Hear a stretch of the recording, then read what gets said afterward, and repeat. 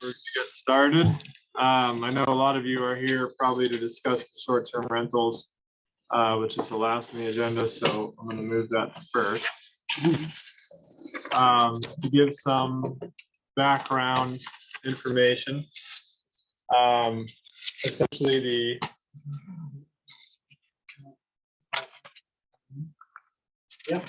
is on it.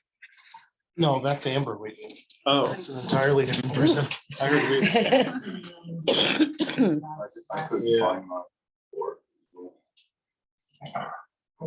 Thank you. Appreciate it. You're fine. To give some background to this issue, this topic had gone to the planning board over a year ago to address and make a recommendation to the council on restrictions or guidelines, some kind of policy on how short-term rentals are to be registered or handled with the town.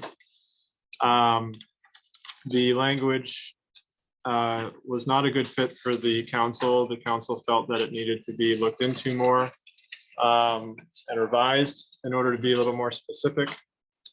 So I suggested that it come to this committee, which deals with a broad range of issues, but specifically the economic development aspect, which obviously is a large component of short-term rentals, is its impact and benefit to the local economy. So with that, we had community members come and participate, some of who own short-term rentals and other communities in Maine provided some suggestions. Up until now, I think everyone can generally agree that we're looking for the least restrictive type of language that we could have while still ensuring that there is a certain standard that's being maintained. The standard really just being life safety and health issues. It was pointed out through one of those community members that Bar Harbor has language that had been worked through very heavily through their community, through their lawyers, through, it was basically very well fleshed out, that seemed to fit the goals of what we're trying to accomplish here, which is, again, minimal restriction, but ensuring that we still have some standard that we can maintain. So the attachment here that you see in the draft language is essentially word for word with some edits, Bar Harbor's policies regarding short-term rentals. It's a draft, so it's still open to be changed. There are references to different sections in here that are specific to their code. So we would have to adopt things to ours if it's applicable. Obviously, they don't have the same code as we do. So there may be things that are just not applicable. There could be paragraphs taken out, changed, but this is a start. Bar Harbor has two different types of rentals, VR1 and VR2. And that mostly deals with whether that person is living in the property or not, whether it's an investment property or not. I don't think that really needs to be applicable here. I think it should just be the same across the board, all short-term rentals. But the primary issue that I think we're trying to address is just to ensure that we have some contact information on the books so that if something happens, whether it's noise violations, whether it's the house is on fire, anything, that there is someone that can be contacted on the books, whether it's a property manager here, whether it's the owner who lives here or out of town, so that it can be addressed quickly. So we call them? The house is on fire or there's a violation. So there's someone we call the owner? to call. Okay. Up until now, I know there's been instances where it is impossible to find out who owns it. A lot of the properties could be owned by businesses that don't have any public information. So there's no name, it's just a business name. So this really is to ensure that there's contact and that there's a standard of one-time inspection to ensure, just like with any rental, any long-term rental has to go through that too. It has to go through a life safety inspection and be approved. Are there any thoughts from anyone first on the committee on what I just addressed? If I missed anything out, left anything out, or mischaracterized anything? I have a, oh, I'm There's no one, so from the public, yeah, sorry. I'll take her. go ahead. Just as something that I can like get my head to understand. If I rent my house out for a year, I got a family that lives there, I live somewhere else in town. Are we not able to find out the owner through deeds or? Well, you typically can't find their phone numbers, but if there's an emergency, I don't think Tom wants to run in here and search through the deed records. Right. So he would go run through the short-term rental records. There would be a list. Is there a reason if I'm renting it out right now, I'm talking about not proposed. If I'm renting my house out to somebody long-term, is that information required for them? This does not cover that. I know. Long-term rentals are not required. to I be understand that, registered. but I'm saying now, is this a thing that I have to do in No. order to rent my house? You have to do a one-time life safety inspection. Right. But that's it, Okay, unless I'm mistaken. Unless I get a complaint. okay. Charlie? Just a quick question.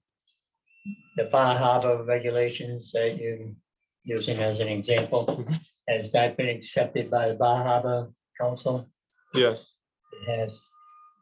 Do you have an idea how much court action happened before they came to that understanding? Court action? Yeah, because they went through a lot of working out the details of that. And years of Years, yeah. court action. I don't know what you mean by court action.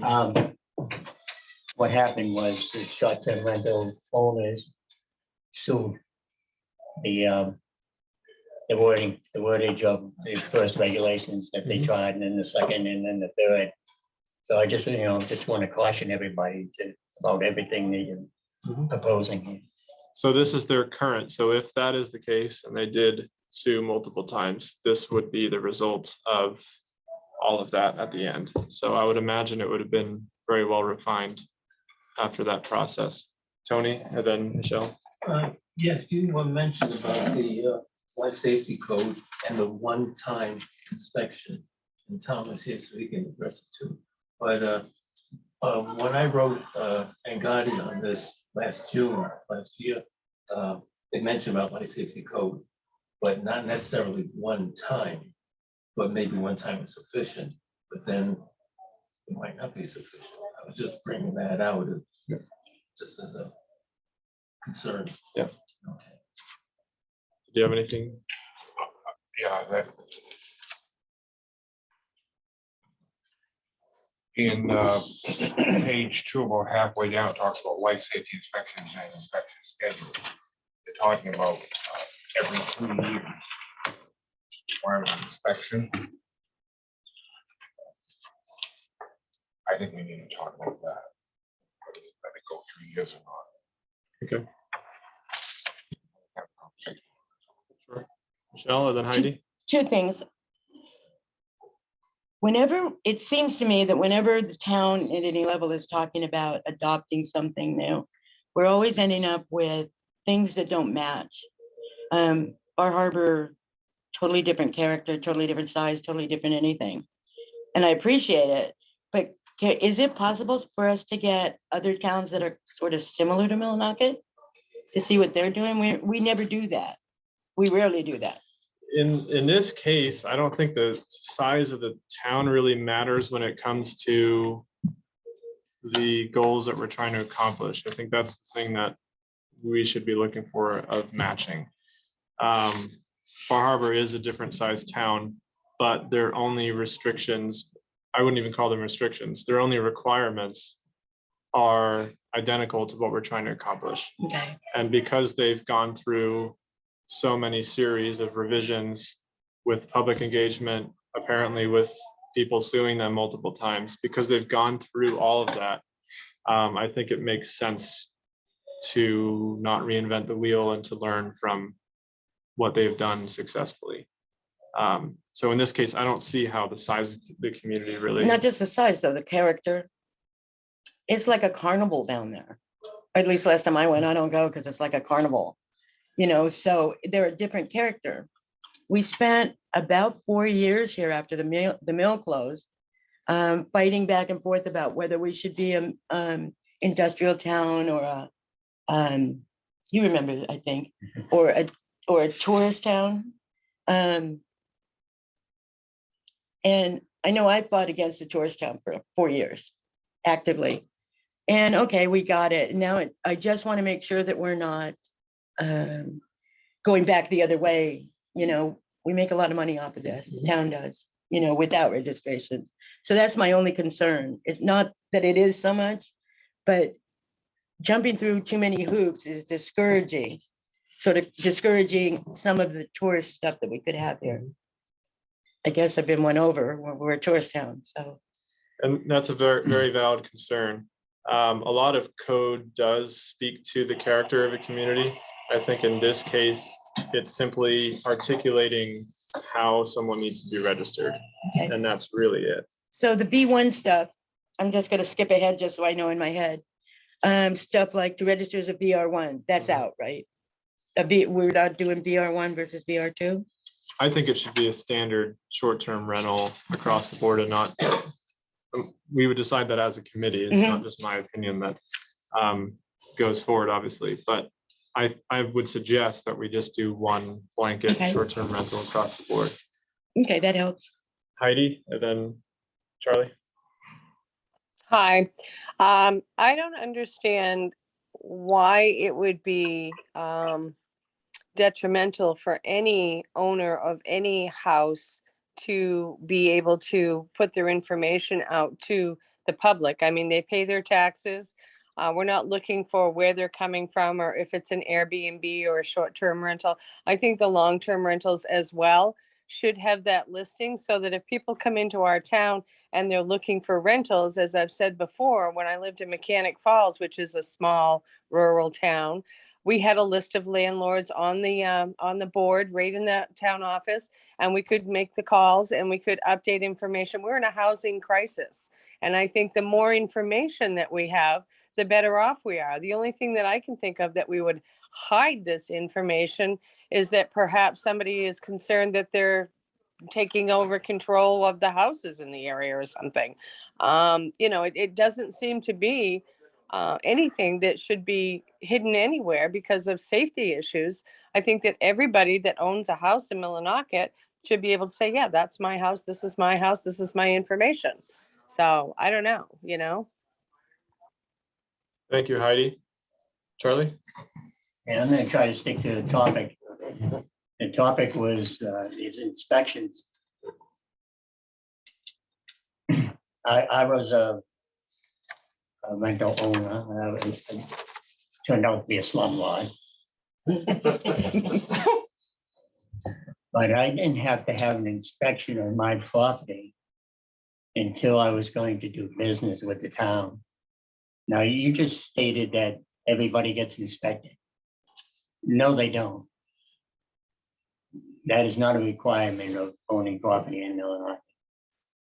So I just wanted to clarify that for you. It's when there's a change of use.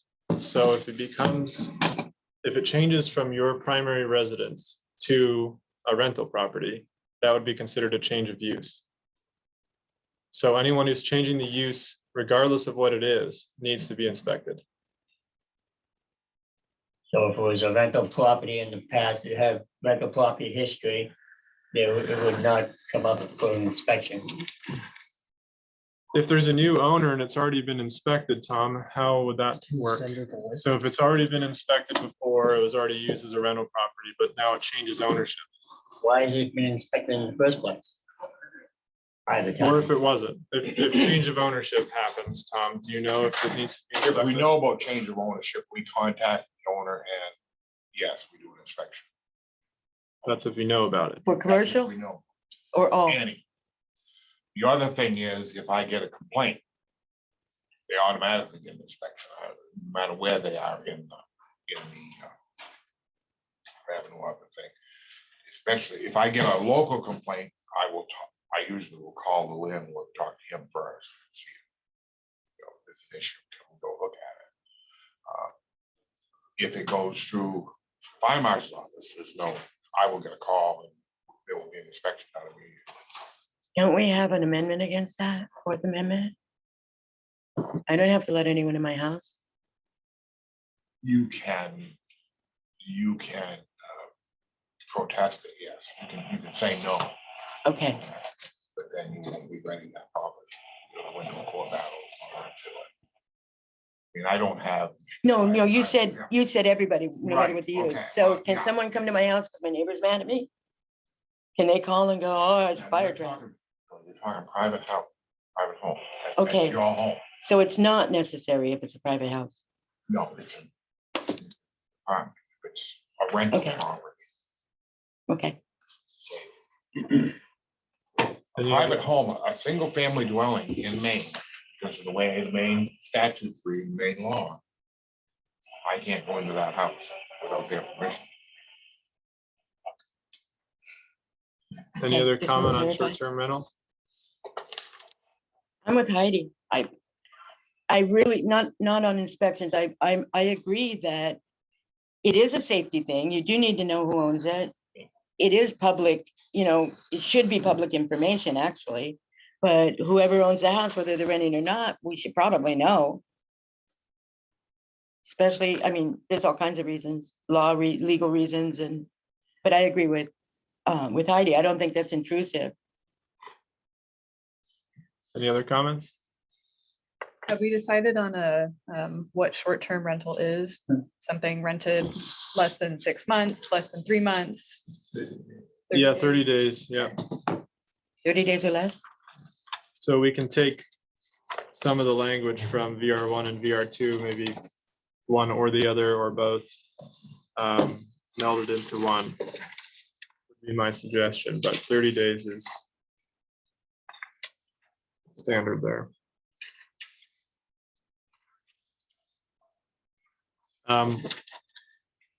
Being that there's no other public comment on that, I think we should just go through this document and come to a general agreement on the language. It is only 2 pages in a paragraph. If we could start on the short-term rentals though and decide on how we define it, as was just pointed out, that would be a good start. I have a question. Yeah. Sorry, I'm always having a question. The new state law about ADUs, does that affect this at all? It wouldn't affect this unless they rent it out as a short-term rental. Mhm. Okay, let's say I am. I'm putting a tiny house on there and I'm gonna rent to whoever will pay. They had requirements in that law about, you can't say it doesn't have to have the setback and it doesn't have to have the same sewage as other places. Am I right? Did I get that right? This is kind of conflating the short-term rental with ADUs. And that is still kind of, in my opinion, a work in progress. Even though the law was passed, I think there's gonna be some ripple effects. Oh, all We'll see. laws. But my question is that in any way going to impact this? For us as a town, no, we would still have the same standards. In terms of getting registered as an accessory dwelling unit, that is a different topic. Okay, And that will be addressed separately with the Okay. town. Can I Jane? just add something? Oh, yeah, please. It might not affect short-term rentals to ADUs, but the other way around. Yes. It might affect it because I think in that law, ADUs can be operated as a short-term rental. okay. So it kind of gets complicated, if you will. Okay. Thank you, Tony. Great. Jane? Yeah, I just wanted to acknowledge the fact that we have some new people joined by Zoom. The manager and I have been trying to work it out. We were getting emails, people were trying to join and didn't have the passcode or whatnot. So there's new people on, has joined the meeting. They probably don't know that you've changed the agenda around a little bit. So just like, Yeah, sure. For those who just joined us, we moved agenda number 4 up to the front since a number of people are here for that issue. So we're discussing the short-term rentals ordinance that we're looking to recommend to the town council. So right now we're in the process of looking through the language and any suggested changes we want to make. Thank you, Jane. So to start, yes, please, Tony. Right, not Tony, excuse me, Charlie. Yeah. Before we go through all this, you folks are gonna draft what you think is right. I would just like to have my say on the whole subject before, and then the liaison, because I got important things to do. I joked about becoming a slumlord, but people that own rents in Millinocket end up on that slippery slope, that race to the bottom, because they were in competition with other folks that were renting two-bedroom apartments for $350, $400. Now, anybody that's in that business recognizes that doesn't even pay the heating bill. So what has happened in the last few years is some homes that were in this community that were slated to be torn down. Matter of fact, this community actually endorsed a program of tearing down buildings because we had an abundance of housing. That is something that our town council actually endorsed as something that we really needed to do at the time. I was opposed to that at the time, but that came to be. Now we have the pretense of a housing shortage. So the subject is all different. Well, what has happened in this town in the last few years is, like the rest of the country, short-term rentals have become a business. Short-term rentals have become a ways and means of capitalizing on rental properties. So what has happened in this town is a lot of houses that were slated to be torn down have become rental properties. First, everybody gets into the business with the grandiose idea that I'm going to rent this 75% of the time for high wages. Matter of fact, I did one of those searches, and the home I live in, I was told I could make $212,000 a year. I need to borrow some money. That grandiose plan that so many people have, I can tell you from my own experience, is not going to happen. I'll tell you what's going to happen to these rentals. People that are falling short from that grandiose plan are going to end up renting to long-term renters, because a secure 12-month renter is a lot better than trying to bring in 2 or 3 weekends. It's really difficult to run a business in this town. Matter of fact, it's almost impossible. The economic development that has happened in this town in the last 20 years has been very slim. So we still have some grocery stores. One's gone. We have one pharmacy. We have a very disturbed economic situation here in town. And the people that have brought economic development to this town has been that tourists. And having a place for those tourists to stay. They have spent money in our grocery stores. They have utilized our hospitals. They have have not sent their children to our schools. So while they're paying taxes on these homes that we had a program to tear down, while they're paying taxes on these homes, they're not utilizing our school system. They're not paying taxes, they're not paying half, they're paying twice the taxes of us residents. And they're not utilizing our systems, but they are using our restaurants. This is what my point is. We don't want to put any barricades in front of them. We want to, let me think if I can quote this. We want to be welcoming as a community. We want to welcome these investors to our community. Because if we start putting up roadblocks, you know what they're going to do? They're going to go to other communities. They're going to go to nearby towns. They're going to go to unorganized territories. They're going to invest their monies in other places. So if I could bring it back to this, Charlie, do you see this being a big enough roadblock for someone to not want to invest just by registering with no fee, completely free, and just providing their name and contact information? Is that enough of a barrier? If you could possibly keep it that simple, but I already heard, maybe an inspection every 3 years isn't enough.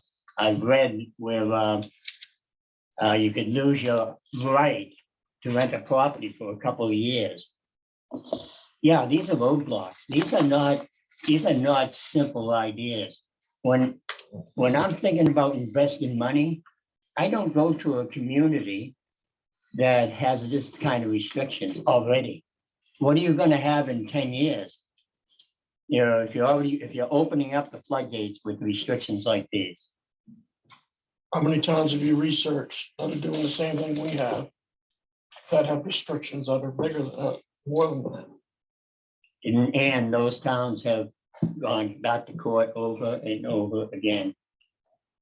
And that's what's going to happen here. Can this town afford another lawsuit? I don't think so. Why not? We're Well, I getting used to it. appreciate your input. I know that. Well, that's my input, and I really don't have time to argue. Thank you Not for your like to time. argue. Charlie, can I make a point for you? Charlie, Charlie, you gotta realize that we have zoning rules right now that don't allow, Keep them the same. Keep them the same. so you're restricted already in what zones you can have short-term rentals. Thank you for your input, Charlie. Is that true? Do they pay more than They twice? don't qualify for homestead exemption. Oh, okay. So you could argue that they pay more in taxes. I mean, they pay more in taxes out of pocket. Yeah, yeah. Definitely. How the town gets reimbursed for homestead exemption is different. So yes, they do pay more in taxes. The last time I checked, and it was last year, I guess, whenever we did this, we had more than 60 short-term rentals. At least that's how many people told me. I was getting calls. I think we were all getting calls. They were showing up. They were asking questions. I checked Airbnb and VRBO because those are the two big ones. We've got quite a few here. Those people all, as they came in, and it'll continue, I'm sure, they're renovating these places that were ready to be torn down, and they were going to Home Depot. They were going to Levasseurs or whatever it is, Nice. Thank you. They were doing that, so that's more income. I'm with Charlie. First of all, you buy a house and you don't stop paying once it's paid for. Every year, I got to pay on something I own. I'm already irritated about that as a human being, not just as Michelle. I've had Mike Noble insist on trying to come in my house and make sure that I had working fire detectors. I've had, I've been through all of that stuff, and it's irritating. Those things do seem to grow. We started out talking about safety code, life safety code, one time, and then it's moving. Well, we're getting to it. This is just the draft. So and my we will get question, to and that I'll point. shut up. If I own a hotel, do I have this stuff? Absolutely. that's a separate. Okay. That's a So- separate- So, okay, so we're not putting a bigger burden on our small business owners who would be landlords. Okay, that's important. All right, so we're gonna stick Thank with the you. language now. It is important to have these larger discussions of the economy and the importance of benefiting investors and all those things. We have discussed that many times. So that is something that you can go back on and watch the previous meetings. They're all on Oh, I YouTube. memorized them. So for the purpose of time and for this document, if we can start on defining short-term rentals, I think it should be a variation of basically the two here on VR1 and VR2. I think we can simply just take out the primary residence portion of Good. VR1, H. a dwelling unit or portion thereof, and then take out that as a primary residence, the property owner, or on the owner's primary residence property. And then it follows, and is rented to a person or group for less than 30 days and a minimum of 2 nights. The rental of a portion of the dwelling, such as a bedroom, must be located in the principal structure house. So that portion could be taken out as well. Oh, Last sentence. we're looking at the Bar Harbor one. We're on the Okay. single page short-term rentals. Got it. I'm reading off of VR1, Mhm. and it's essentially taking out the last sentence is just what I'm proposing so we can discuss it. Taking out the last sentence and taking out the portion of the first sentence that refers to the primary residence. Okay. So it'll read a dwelling unit or portion thereof that is rented to a person or a group for less than 30 days and a minimum of 2 nights. So we're okay when snowmobilers come through and they're just gonna be there a night, that's fine. I mean, that's outside the scope. If they're there for what, sorry? It's a Saturday, they've been snowmobiling all day, they want a place to spend the night and then move on. They're Well, not that's restricted. That's for us to discuss. Should it be a minimum of 2 nights, a minimum of 1 night? I mean, obviously, 1 night is very short term. Steve Celeste has it. Celeste, thank you. Short-term rentals allow you to stay for 1 night, so I think it has to be a minimum of whatever the minimums are. If it's 1 night, it should be 1 night. It should be 1 to 30 or whatever that is, but there's no reason to exclude 1 night if people are offering 1 night, because suddenly they don't fall within the restrictions. If they only have guests for 1 night. I would agree with that. So perhaps just striking a minimum of 2 nights. Just So have for it a less- minimum of 1 night, yeah. So it could just read that is rented to a person or a group for less than 30 days, Period. period. Okay. Or a minimum, yeah, I guess. I'm not a lawyer. Well, 1 day is less than 30. So that The would shortest fit. term. It is the shortest, yeah. So anything under 30 days, Can I ask a question, Steve? please. I thought the transient accommodation was 30 days or less. I don't have my zoning ordinance, but that's now in the zoning ordinance. Transient is 30 days or less, but not less than 30 days. Okay. That 30 day, I don't want to live in it, but I just make sure we're all on the same page. Do we want to be consistent with that? I With think the consistency is existing good. transient, Sure. so 30 days or less.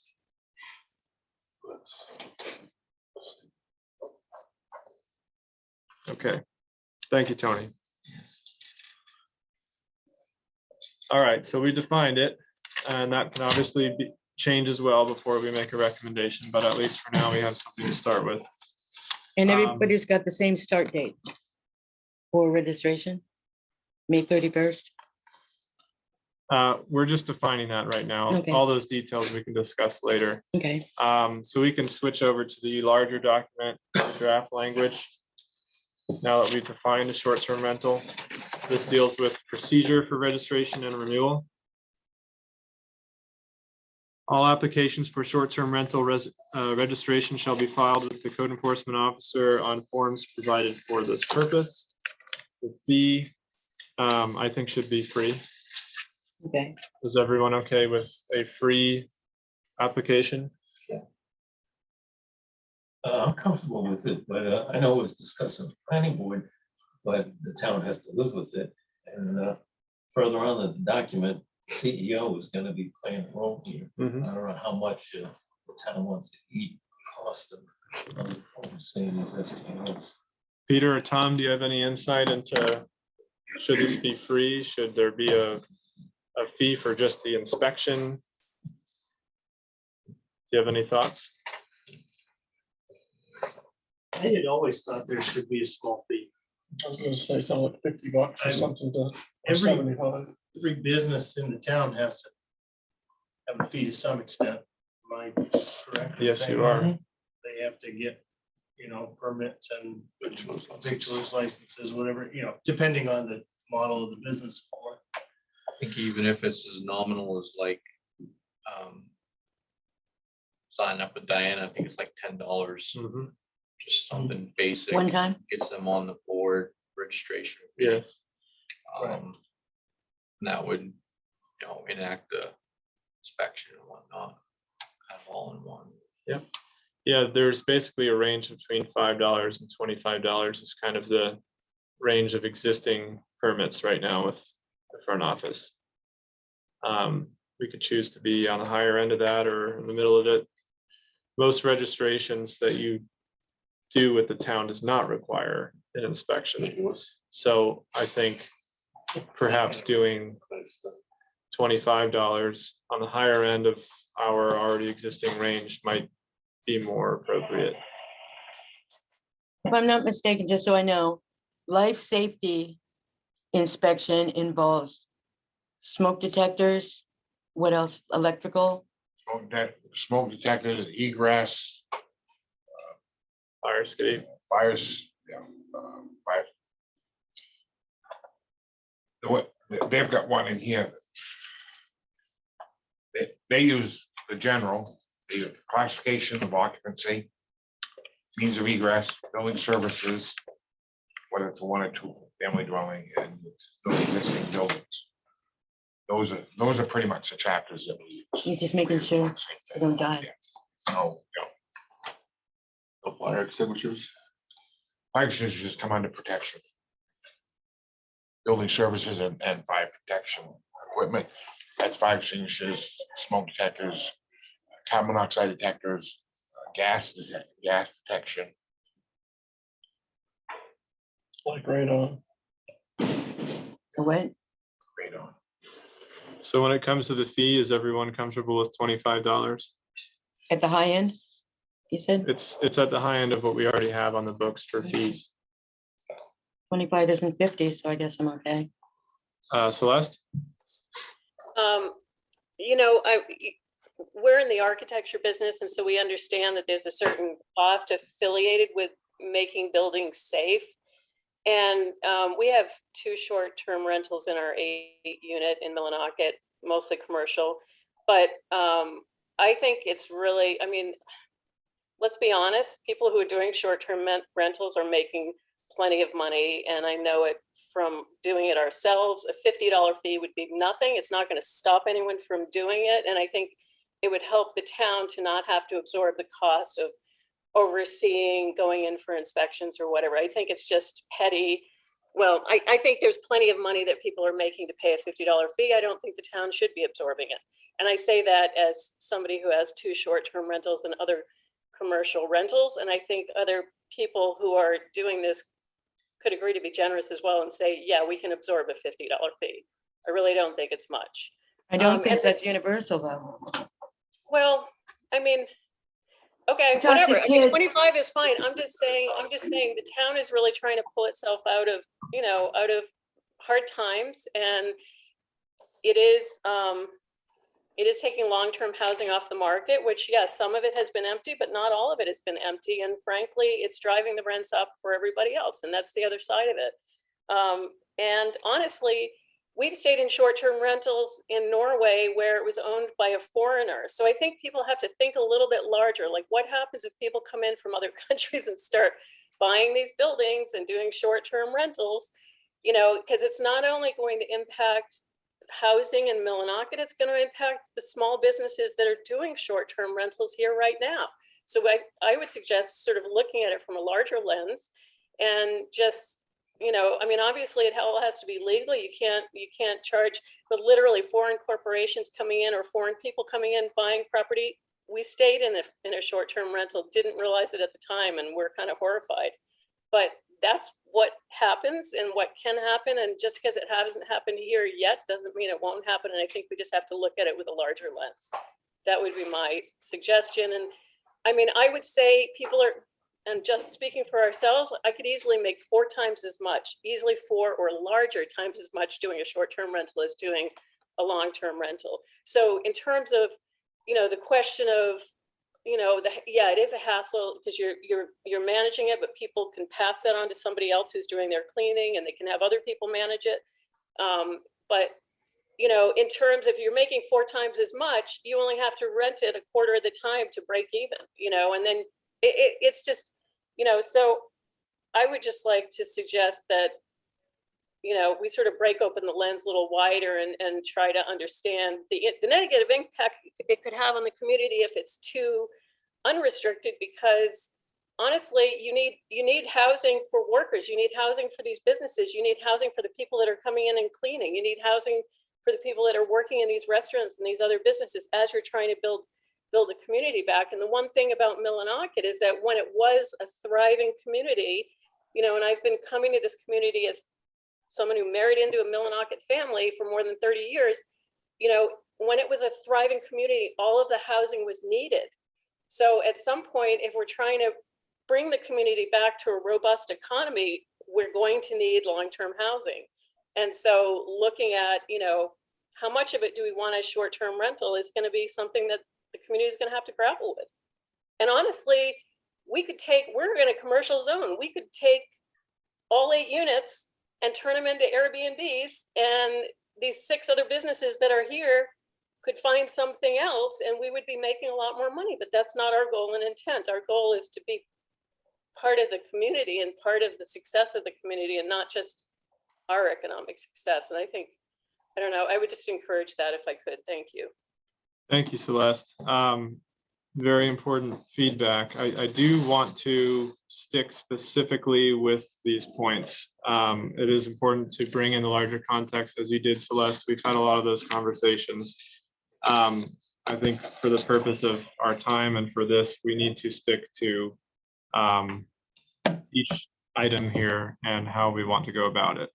The difference between $25 a year and $50 a year for existing, if there are 60 short-term rentals, is $3,000 a year instead of $1,500 a year. So it's not going to make a huge difference on the town in terms of any expenditures that we might have.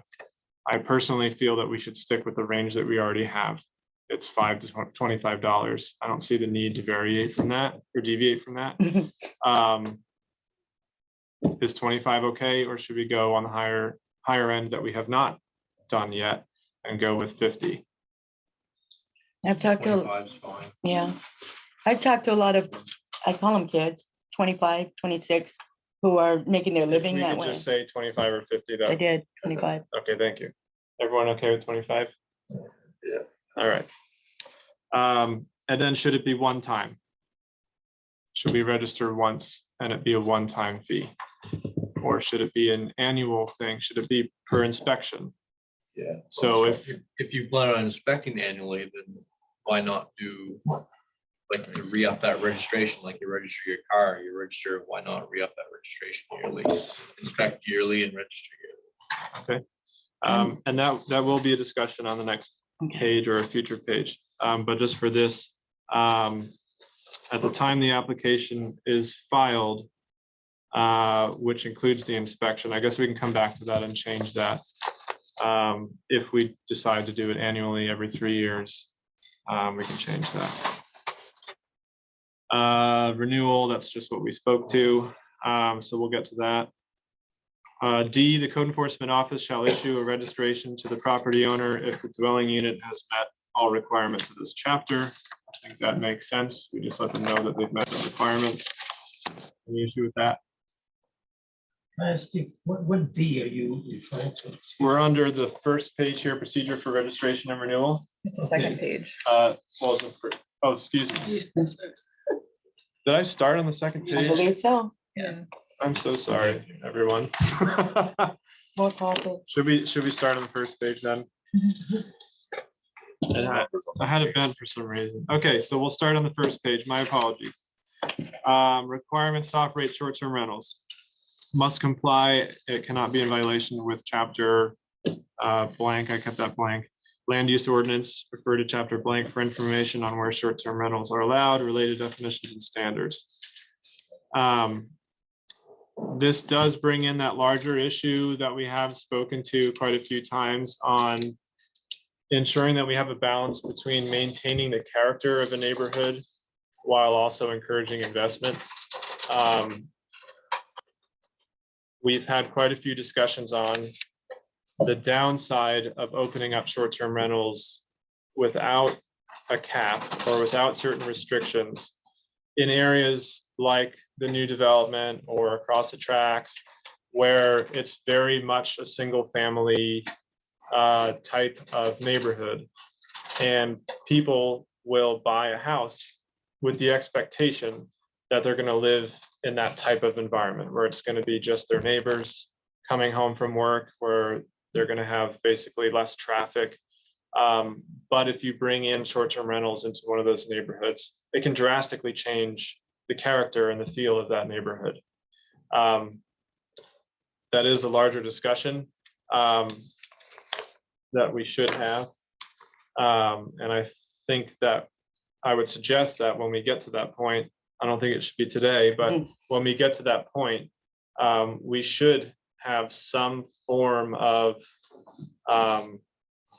restriction on certain types of neighborhoods to ensure that we're not disrupting the people who have already lived here their whole lives and anyone new coming and buying a house with the expectation that they're going to live on a quiet street.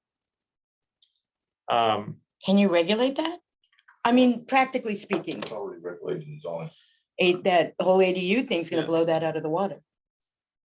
Well, they can have an accessory dwelling unit, but we don't have to allow it to be The rented for use. short-term rental. So for example, the new development and the deed restrictions already don't allow any rentals of any kind. We can choose to regulate short-term rentals per zone, potentially per neighborhood. I don't know if that's possible. But yeah, we would be Okay, able so to. it is manageable It from a is. practical. And in the previous meeting, we discussed perhaps having no restriction on the downtown commercial to incentivize people to come to our downtown and use the restaurants, stores, and everything that we have here. If I And wanted to have a restaurant, say, or whatever, can the government, even a local government, tell me, oh, we already have 3 of those, you can? yes, Really? we've done Huh. that with I know, I have With- another resentment. with Okay. marijuana restrictions as well. We only allow 2, I think it's 2. We only allow 2 medical marijuana dispensaries in town, no recreational. Okay, So that's a larger discussion that would fit into this A here. How we fit this in and relate it to our existing zoning ordinances. I had mentioned, Please. when we discussed this as a planning board, the limitation of numbers could be done on a percentage basis of a size neighborhood. Or we also talked about spatial distances. If there's one here, the next one has got to be so far away. I don't want to go into it, but that Sure. was the criteria we were discussing. First come, first serve. Thank you. you ever been to New York City? There's like 50 pizza places in one block. I grew up there. You don't want. New York City here. I knew you did, that's why I mentioned. And just to add, before we move on to B, if we were to look at that, I would suggest that we allow those who have already invested in those areas to Grandfather. continue operating, so that if someone literally just spent $300,000 on an investment, That's typical. we wouldn't Yeah. say, well, now you can't Yeah, do it. grandfather. Grandfather. Moving on to B, no person shall advertise for rent, which says that twice, or operate a short-term rental without a valid registration issued pursuant to this chapter. I think that's very straightforward. The owner of a short-term rental shall complete and post the emergency information sheet provided by the code enforcement officer on or about the inside of the front or main door of the dwelling unit for convenient inspection by the occupant. The emergency information sheet shall include, but is not limited to, the following information: registration number, physical address of the short-term rental, and instruction on how to contact emergency responders.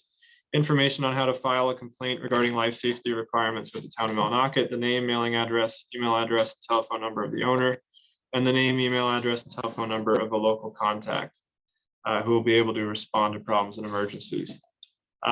This might be a little too much. If someone owns 20 short-term rental properties, I don't think they want their personal number given to the people who are staying there. So perhaps that doesn't have to be included. But I would suggest that at least having the contact information for emergency responders or to make a complaint if they have one would be sufficient enough. Is there So any? it should be listed with just the town. So this how it reads is that it would be on the door, kind of like when you're in a hotel room and it has the map of where you are in the room, something like that on the door. I The have been, landlord's telephone number and everything. Yeah, I would I- suggest not having that. Yeah, we Yeah, I think just registered with the town would be.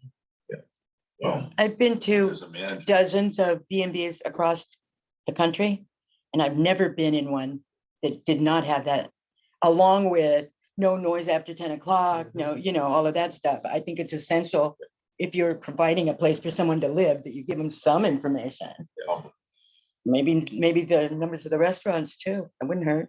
And that is something that I suggested before, that we include the existing zoning restrictions of noise, odor, all those different things, so that Yeah, they know parking. whoever's staying there is very familiar with and is responsible for adhering to what's already on the books in terms of, Yeah, what's gonna get them in trouble if they do it? so that we're trying at least to maintain, as I mentioned before, the character of that neighborhood. Mhm. Yeah, as long as we take out the phone number of the owner. So 1 is all right. 2, instruction on how to contact emergency responders is fine. 3, information on how to file a complaint should be there. Everyone agree? Yes. 4 should be stricken, the name, mailing address, email address, and telephone number of the owner. 5, the name, email address, and telephone number of a local contact who will be available to respond to problems and emergencies. Should we have that available to them as well? If there's one- I don't know about phone number. Well, I mean, if you've ever dealt with the public and said things like, oh, here's my phone number, it's not a good idea as a person trying to have a life.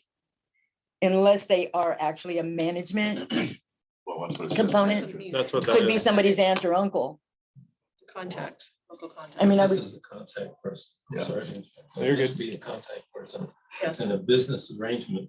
They would have to give their personal number, just a number. And if I was renting a property, I would, hey, if I have an issue, I want to get in touch with you. right. Okay. Although you should probably know that because you just rented the place, but okay.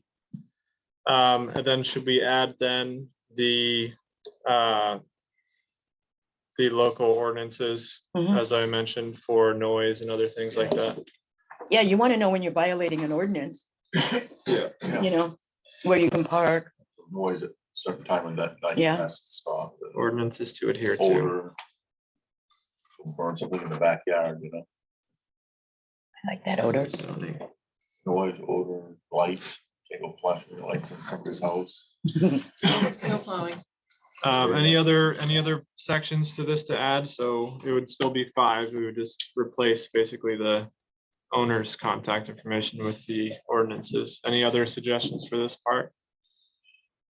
Should we maybe change it to not on the main door, but just a visible, accessible place within the unit? Yeah. That way it doesn't have to be on the door. Although I think normally people just, that's where I first look. Because hotels, You're on the way out, you see it. yeah. But the kitchen's The fire fine, wherever way people out, are gonna whatever go, number, call it Fire department. visible place. And a visible and accessible Mhm. place within the dwelling unit. Okay. Framed in the living room.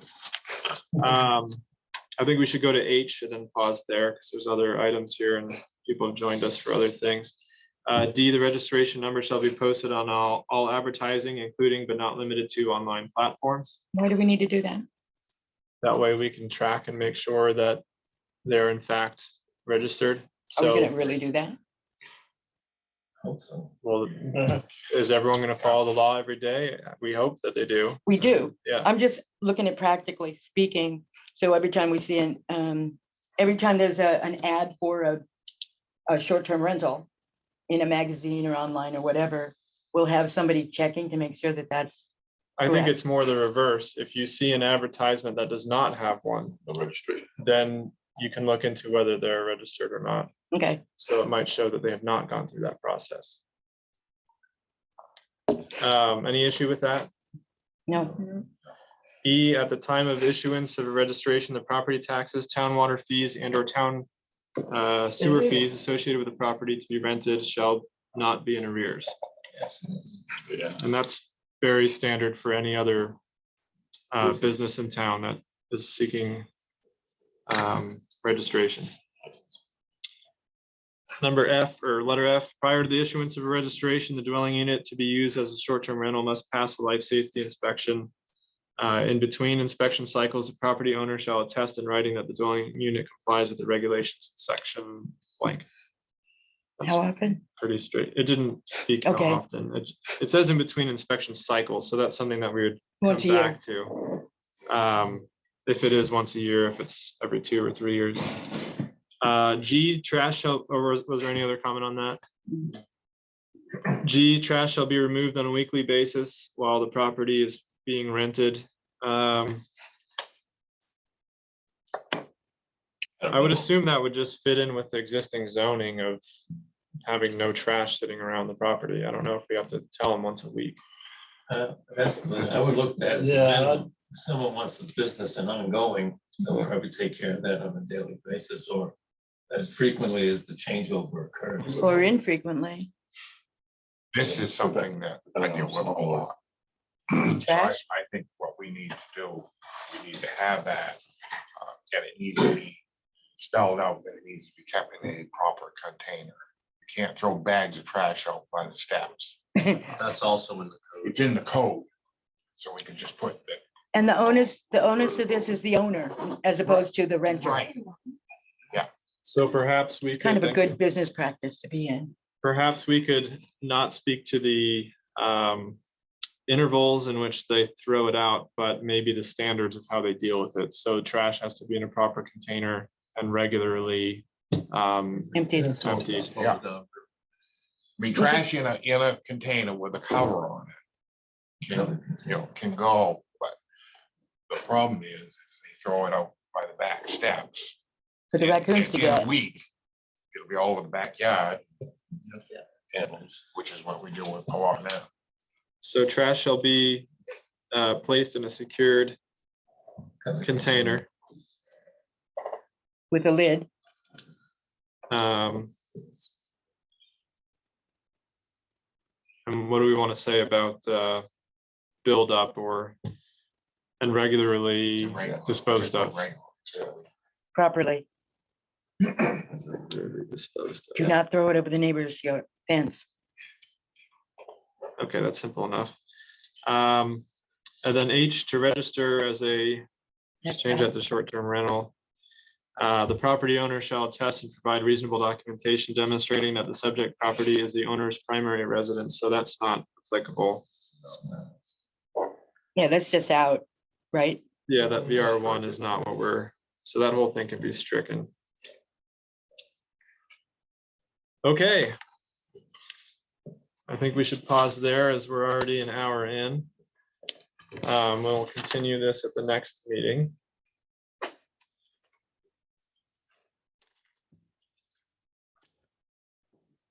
And thank you for all those who came to participate in that discussion. It's very helpful to have that input. All right, thank you. We will continue that, and these will be posted online as well, so it can be referenced in the future.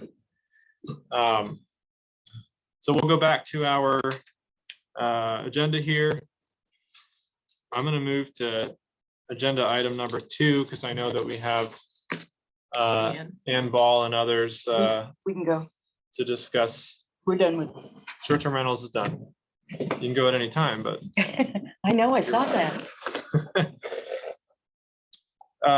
so to give everyone some backstory on the project, we had discussed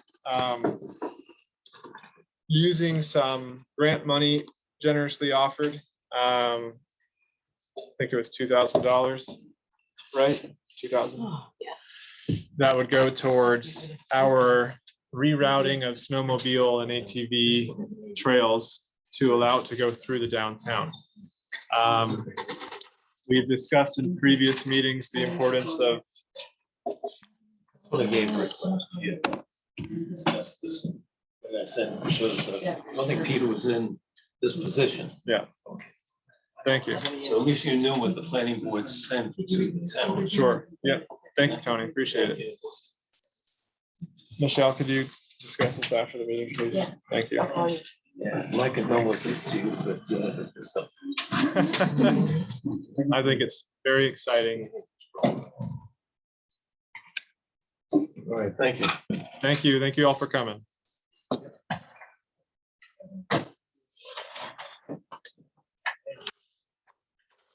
All righty. So again, this is a project of rerouting, and sorry for how slow of an explanation that was. There were like 10 people talking, so it distracted me. This is a project for signage of rerouting the ATV and snowmobile trails to go through the downtown in an effort to bring more business to the downtown. There were many businesses who did reach out and speak to how difficult it is to remain in business through the winter without having this type of activity go through. So with that, Brittany, do you have a range of price per sign? Brittany worked for the Northern Forest Center and was a part of a redesign or a new design of, what was it called again? Wayfinding.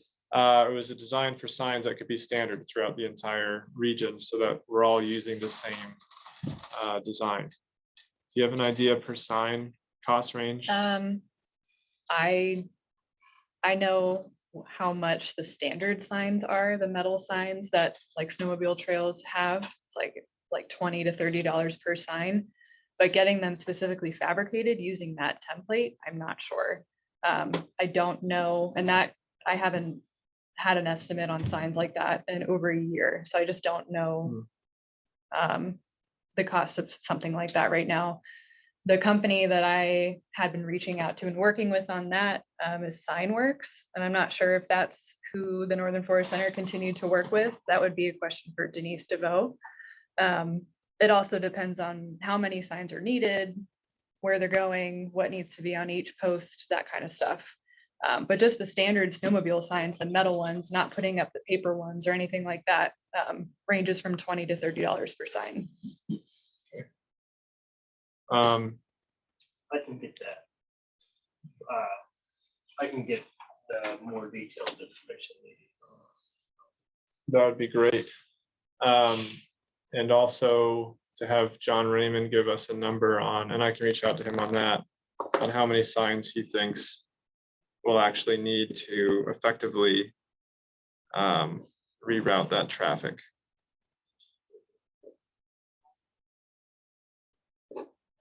Is the traffic going up and down the main street? Just down, yeah. So it would go with the flow of traffic is what we discussed the last time. Am I right?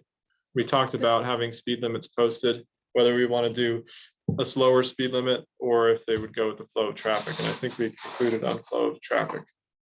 Unless this was a different Yeah, I'm not discussion, sure about that. That was ATV discussion. That was ATV. which is included in this trail. It's not just snowmobile. ATVs, the faster they go, the louder they are. I remember looking at the proposed new crossing of Central Street and how they would go down Wausau, I think, in that direction. I don't remember them having the ability to go down Penobscot. I think what we had discussed was making it so that we could have snowmobiles, maybe ATVs, park over here, over there, Heritage Plaza. So that was a discussion to have with KTP and that work group to see if there was parking available for something like that. Obviously very important for accessibility. Eric, do you want to speak to that? Has there been more conversation on parking there? We have definitely open to the conversation. You guys are hearing me okay? Yes. Great. And we're, as we mentioned at the last town meeting, we're heading into the RFP process. And so that'll bring on a designer that'll get down to brass tacks on what we actually can and can and cannot do there. We have a concept and a vision of what we want to do, but now we got to make sure we can do what we want to do before we move on to the next section.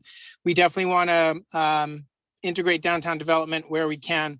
I have not seen any plans, like I mentioned before in this committee, any plans that you guys would like to have or requesting around parking on the plaza or would like to discuss. We'd love to see or hear about them. And then I will put them right in front of the board and the work group, and we can consider them. Well, I think the two different areas that we've discussed is parking perhaps in place of where the playground was to be. And then also allowing some signage, whether it's a map or something like that, or being included in the existing maps that I think you're already looking at doing anyway. So that, yeah, so it could be kind of a multi-use map that includes this rerouting. Yeah, definitely. The signage is, we want to make sure that's the number one thing about one of the top priorities about the plaza is information. So everyone is very clear and safe about that. And the DOT is looking to help us more and more, our byway organization, and develop the Katahdin byway. So that planner, who is not I think it's the Area 5 planner that works on Millinocket, they'll start talking a little bit more and more. And with snowmobiles and ATVs coming in, that's a great feature to advertise on the byway, something kind of unique about the town too. So it's a wonderful tourism asset. We want to make sure we make as friendly as possible from the plaza side. We're definitely supportive of that. As far as specific parking spaces, we're talking about 2 right now for the gear library on that back corner that Boreal is donating by the fire department, so that people picking up and dropping off from the library aren't taking street parking and have good distance to load, kayaks and stand-up paddle boards and stuff. And we talked in the last meeting about having some spaces that flexed in the summer as ATV and in the winter as snowmobile, and the MHP would, I think we could include that signage in.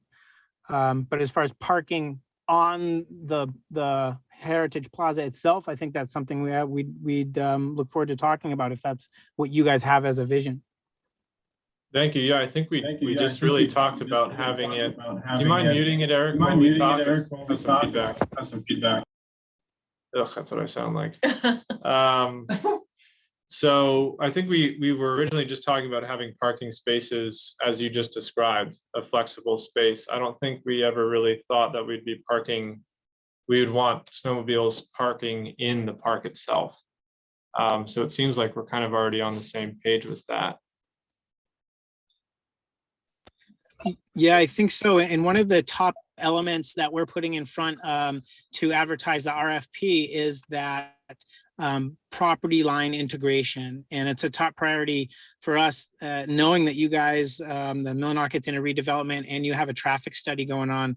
We want to leave a little buffer there from where our property line ends and yours begins, so we can make sure that integration can change without disrupting any fences or anything that might go in as well. So we want to keep close conversation with you guys as things develop, and definitely want to make sure we've got our designers meeting with whatever people you guys want them to meet with to integrate all this stuff. So I think we want to make it work. I wish I had more specifics I could say yes to no to that we've developed or that we're already talking about. Thank you, Eric. Ann, you had your hand up. Yeah, a couple things. Jane was with us in Ellsworth last week, where the 4 main communities met to focus on downtown. And one of the possibilities that may or may not work to kind of increase signage and that narrative to the byway and to the downtown is these vinyl signage that goes on the sides of brick buildings. Jane, did you see any of those in Ellsworth when you were there? I absolutely did. They looked wonderful. Yes. Yeah, it's a pretty amazing way to kind of bring alive like a map. And obviously ATV and snowmobilers are often outside. And so these are really big. So I don't know. I remember looking at the map with you guys about where the trail was changing and cutting through. And I'm not sure if there are any kind of vacant walls as you enter downtown that kind of fits with this narrative, but I'll just throw it out as a concept, because in addition to the price of the sign, you've obviously got the installation and like what the sign is mounted on too. So I just want to throw that in as like another communication mechanism that is being really successfully implemented in Ellsworth. Thank you, Ann. That's a really great point. There's that property that the snowmobilers would go through that's owned by the town. That's like that little sliver. It looks like a little park. Just Oh, I'm sorry. if we're looking Are we at a- talking up on that? Yeah, oh yeah, okay, all so right. I moved up in All my right. head without I'd like to explaining it to know where I- anyone. Yes, that little park. Up Central Street, Okay, thank you. there's that little, because where we had it going before, it was crossing, We were gonna go through that going little across. park, and then- yeah. So perhaps that would be a really good spot if we wanted to put a large sign and maybe even kind of a welcome center just for snowmobilers, ATVers. Because there's nothing else being used on that property. It's just that little trail. Any thoughts on that, Eric? Yeah, that sounds like a wonderful idea. And I think having even more facilities there for snowmobilers and stuff is great. I think the MHP is very welcoming and would love to, if you guys think it's an appropriate place, integrate, trail maps, all kinds of trail maps, motorized and non-motorized, because that is outdoor recreation. And we have a lot of space in there, and it is envisioned as an information hub of trails and everything. So we can definitely keep talking about that, and hopefully our needs can all come together, and it could be accommodated there if you guys wanted to potentially. Thank you, Eric. And how big are those signs that you're referring to? Let's see. They could be like 4 feet, 5 feet by 5 feet, something like that. What do you think, Jane?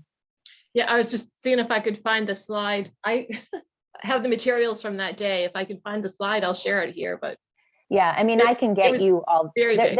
they're good size. The one thing I will add is they are designed, like they look really attractive. It's good colors, good graphics, logos of Heart of Ellsworth, which is the downtown organization and the municipality. So it is not just slapping up a sign that says like, go here. I mean, it's really a feature. And as Eric was describing, like a hub of a kind of place, I think it adds to that. So I can certainly get you the details of how they do it. The only thing we learned on Friday from Ellsworth is that they tried to do it themselves the first year, and it didn't last, but they had it professionally installed, this vinyl sticky stuff, the next year, and they think it'll last 3 years. So it's like good because it lasts, but it's also good that, you can change it if it doesn't work. And it looks like Jane found the slide. I did, Yep. and I just lost it, but I'll share it with the group. Oh my gosh. Yeah, You're funny. yeah, I did. I just swiped out of it. It's technology. Eric, did you have your hand up? I did. I just wanted to note one strategy that KTP is deploying with maps is their critical use as a sustainable tourism tool that we plan to update every so often, depending on the map, whether it's every year, 2 or 3 or 4. And that allows you the ability to highlight or de-highlight or add new sustainability information to updated maps on a regular basis. And then that becomes a part of your sustainable tourism development plan. That's one thing that we're trying to do is have that marketing meet sustainability and guest, visitor, and resident experience. Thank you, Eric. Tom? No, that's a good point. If we're gonna do, when they're talking about doing the maps and trailing and stuff, we need to make sure that gets updated, because things change a lot here with roads, and especially with logging roads and stuff like that. So I was wondering how that was gonna be something they were gonna every year update. And even any kind of regulation that we have, how, speed limits or how you can access things, or ordinances on how late you can do it, perhaps through downtown. Eric, you have your hand up? Yeah. Oh, Peter's gonna- sorry, I forgot. Go ahead. Sorry, I forgot to A couple of points. No, I'm no longer involved at the chamber, but they had done an annual snowmobile map with all, trail updates each year. And the reason that I understand that ATV clubs have not produced updated annual maps were basically because of the major project that they have been working towards for the majority of the past 7 years, which is that trail connection, which is finalized. So my understanding would be that timber cruisers, snow rovers, whoever it may be, would be beginning to produce updated maps. And I don't want to speak on their behalf at this point, but that was my understanding recently. So I think that we would see this updated information and be able to adapt each year. That's great. I mean, as well as, outdoor sports institute, town area trails and the other non-motorized outdoor rec options that operate locally. So Eric, when it comes, we have a minimal amount of, a generous amount of funding that's still limiting. Of course, every amount of funding is limiting on how much we can do for signage. If we wanted to do something to the effect of what Ann described as an informational hub for snowmobilers and ATVs, is that something that could perhaps fit under your umbrella of fundraising? Town doesn't have to absorb the cost initially. I think so, yeah. So there's 3 information hubs that we plan. One is the downtown information hub, a map of the downtown, what businesses are doing, where they are and how to walk there. The other is the byway, of course, what's going along 89 miles of byway. The other one is a recreation information hub, including walking throughout Millinocket green spaces, as well as bicycle trails that are local and regional. So, right in town as well as the entire region. And ATV and snowmobile maps in my mind, and I think in the board's mind, fit exactly with that recreation maps. So I think we would like to include that in the elements of the plaza, and that would then fall under our fundraising. Of course, we'll be working and talking with any and all partners about gaps in fundraising in the future and how we might work together to close them. But absolutely. Thank you, Eric. That would be very helpful. Any other thoughts on this? I guess next steps is getting information on the cost of signs. I can speak to John Raymond about how many signs and what kind of information he envisions need to be on it, which kind of dictates the size and therefore the cost. Any other next steps that I'm missing? Jane? So I'm just thinking, he came to the council and he gave a presentation about what's going on there. Did we cover like the new route that was proposed in this meeting there? So does it need to go more to the community? Because no, we talked about that. It's going to come down Penobscot Avenue, right? As far as he mostly discussed the no. the connection between these 2 different trails that allow us Okay, to. so we didn't talk about the in-town stuff. So I No. think there still needs to be that community Yes. local conversation about that before we start bringing snowmobiles down Yep. a different way. So Right. But I'd like to see us move forward on the one that we just talked about before winter comes, so that we get them off from Central Street this winter. I think the goal is to address all of them before winter. Yep. Yeah. I mean, snowmobiles don't start running until January if they're lucky, Yep. Will. Well, I mean, yeah, if we and our local businesses are lucky enough to have snow gods bless us with enough to groom trails by January, then snowmobiles run in January. If not, it's not uncommon to not be riding until, late January or even February. So, we have plenty of time get this taken care of and prepare for the season. Along with the educational component for the community and all those other things that we discussed as well. I think having that next step that Jane said of making it a public discussion on the council level and putting out information somehow online and other things, so that those who live on the streets that will be impacted by these reroutes will have enough time to understand what we're proposing and have the ability to comment on it and hopefully propose and suggest things that will help them as well. Eric?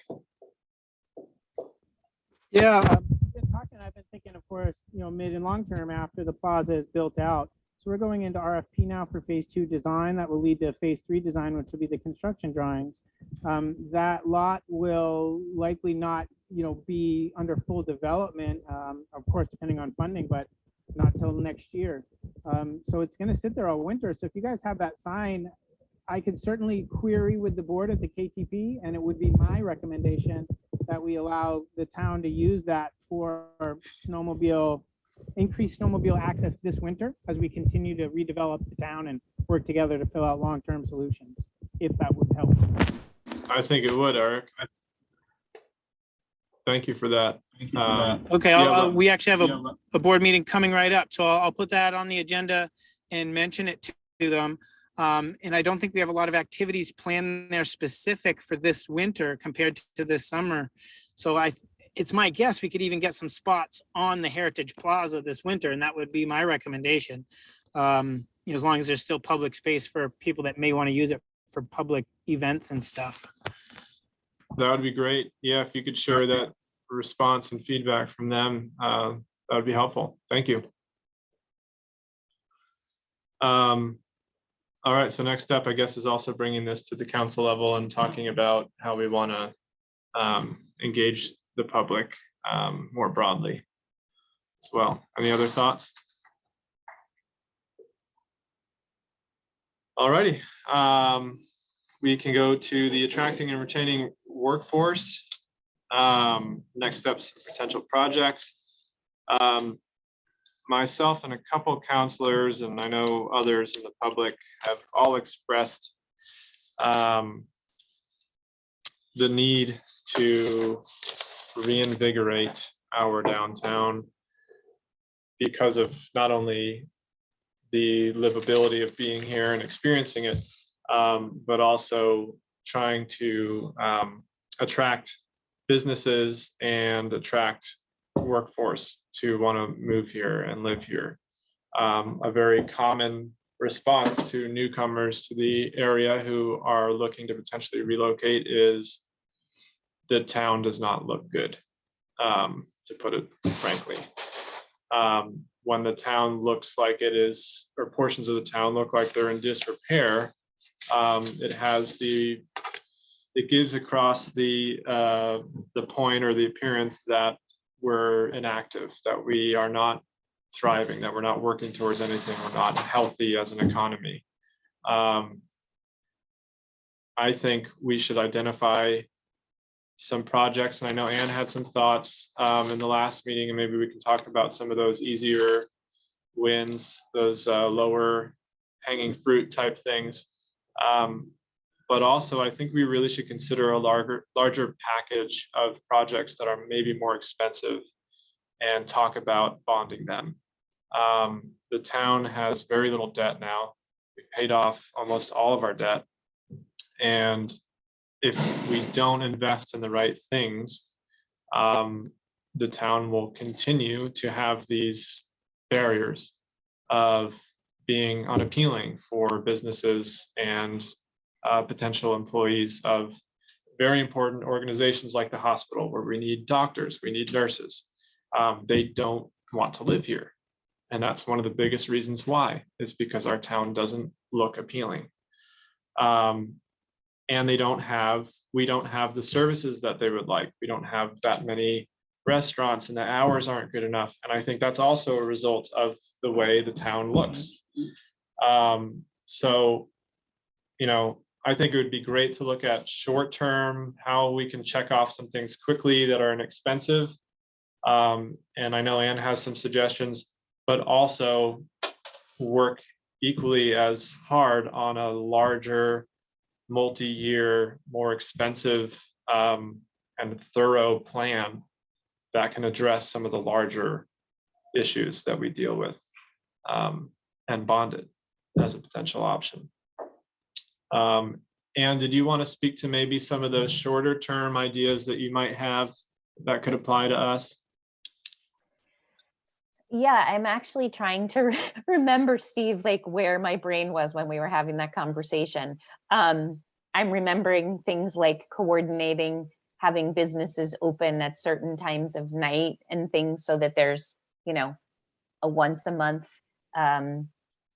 whether it's an art walk or, you know, open night downtown, just to show that kind of livelihood, but somehow bringing the businesses together to really coordinate on some coordinated efforts.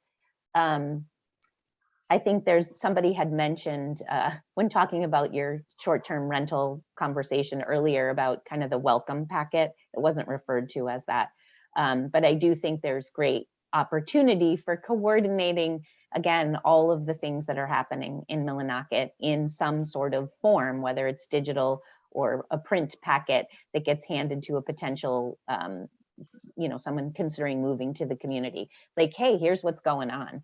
So that level of coordination, and really appealing to both the families as well as, you know, young adults, right? Who it's, you know, their first job and they're really interested in the outdoors and, you know, those opportunities as well. So those are the quick things that come to mind. And again, I'm trying to rack my brain for where it went the last time we were together. Thank you, Ann. Yeah, we can, yeah, Jane, Yeah, so but we Ann- can follow up on that as well after. Thank you, Jane, for helping me. Go ahead, Jane. No, I just wanted to comment. You mentioned that I was in Ellsworth for your, you know, your day, your workshop last week, and I really learned a lot from it. And my biggest, you know, takeaway is the downtown is our calling card. And if you think of our downtown right now, what is that calling? You know, who is that calling here? And so we really, really need to focus on our downtown and figure out how to, you know, for lack of better words, or just beautify it, make it look better, like make it look appealing. Just as, you know, one of the speakers said, cheap is cheap. If we just do these short term or these little Band-Aid things, it's going to continue to look Image that is way. everything. Image is everything. Yep. Yes. So like is going to attract like. So we really need to be assessing our downtown, looking at it for those quick wins, but also really making a plan. Now's the time. I mean, there And I are. do think, oh, so sorry. Go right ahead. I was just going to say, you know, the other big thing that I know we have spoken about is facade improvements, you know, painting, signage, lighting, clean windows, repair of bricks and trim. And there are all sorts of ways to fund those initiatives, and lots of examples. I may have shared that with you, Amber, as one of the possibilities. I know we were talking about business recruitment and retention, but we were also talking about physical improvements in the downtown. So I'll just throw that out there, and I'm not going to dive into the how to fund it right now, but know that I have ideas. And I'm sorry to cut you off. You're fine. Arca Totten has the building down here that they've been working on for quite some time. I don't know what their plans are as far as finishing it or when they can, but if they could do, I don't know, even some window art or something on there, pieces up that would keep it from looking not so mundane. And, you know, I mean, I know it's business and it's, you know, growing a business isn't easy. And I really don't know what their plans are there, but it's been that way for a while. Well, they are fundraising to make it a multi-use space, basically an incubator for businesses. And I know that they're very actively applying for grants. And the reason that the facade was changed was because of the substantial amount of money that they got to do that. So it is in progress. But what you mentioned about the arts, I think, and coordinating as Ann mentioned, perhaps Katahdin Arts and Boreal Theater could be reached out to on trying to organize that coordination with other businesses, and maybe they could speak to our Katahdin on doing that, or any other vacant buildings downtown putting art in the windows, but potentially doing maybe a monthly art walk or something. That's a very good idea, Anne. You also brought up a couple of, I know there's hands up. Okay. There were a couple other things that you mentioned that reminded me of what we spoke about last time. Peter, I think we should schedule a meeting with Design Lab so that we can talk about that website that we discussed in the last meeting. There already are a lot of existing resources that people just don't know about. I own some rental properties, and there are families that I've seen write online that they don't want to live here because there's nothing for their kids to do.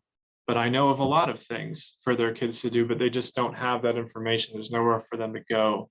It's not organized. It's all different places, different organizations. The library does a lot of things, but it's separate from what the recreation department does, and it's separate from what businesses do, and Katahdin Arts and others.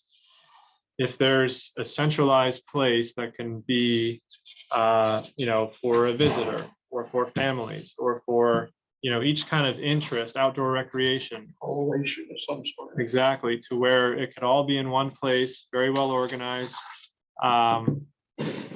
including that community calendar thing that we've already been addressing.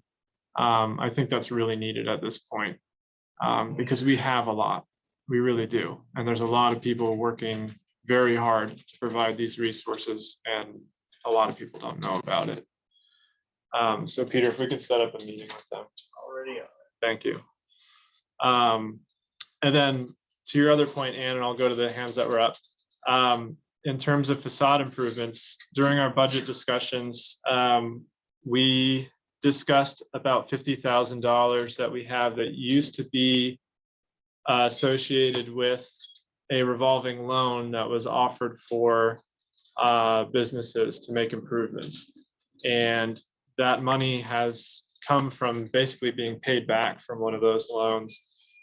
So we do have that available for us to discuss as a council on perhaps opening that up to facade improvements. I would be interested though on what the barriers are, because a lot of businesses might be interested in improving their facade, but do they want to take out a loan even if there's no interest?